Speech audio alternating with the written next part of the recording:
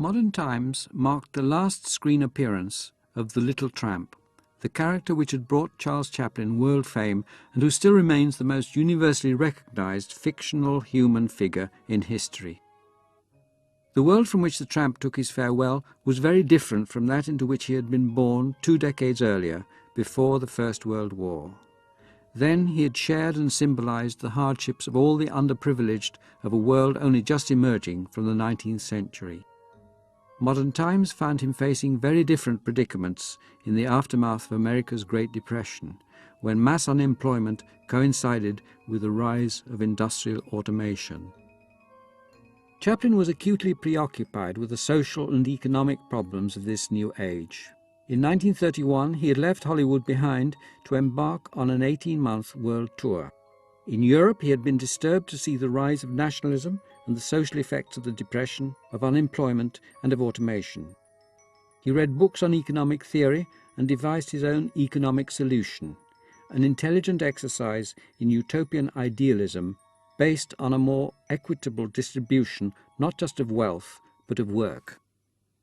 In 1931, he told a newspaper interviewer, "Unemployment is the vital question. Machinery should benefit mankind. It should not spell tragedy and throw it out of work." In Modern Times, he set out to transform his observations and anxieties into comedy. The Little Tramp is now one of the millions coping with the problems of the 1930s, which are not very different from anxieties of our own times: poverty, unemployment, strikes and strike breakers, political intolerance, economic inequalities, the tyranny of the machine. The film's opening title, "The Story of Industry, of Individual Enterprise, Humanity Crusading in the Pursuit of Happiness," is followed by an ironic juxtaposition of shots of sheep being herded and of workers streaming out of a factory. Charlie is first seen as a worker being driven crazy by his monotonous, inhuman work on a conveyor belt and being used as a guinea pig to test a machine to feed workers while they work. Exceptionally, the tramp has a companion in his battle with this new world. On his return to America, Chaplin had met the actress Paulette Goddard, who was to remain for several years an ideal partner in his private life. Her personality inspired the character of the gamine in Modern Times, a young girl whose father has been killed in a strike and who joins forces with Chaplin. The couple are neither rebels nor victims, but, wrote Chaplin, the only two life spirits in a world of automatons. We are children with no sense of responsibility, whereas the rest of humanity is weighed down with duty. We are spiritually free. In a sense, then, they are anarchists. They first meet in a police wagon where the desperate girl has been thrown for stealing a loaf of bread and subsequently set up home together, though in the most innocent Platonic style. Chaplin at first planned a sadly sentimental ending. While the tramp was in hospital recovering from nervous breakdown, the gamine was to become a nun and so be parted from him forever. This ending was actually filmed but was finally abandoned in favour of a more cheerful finale.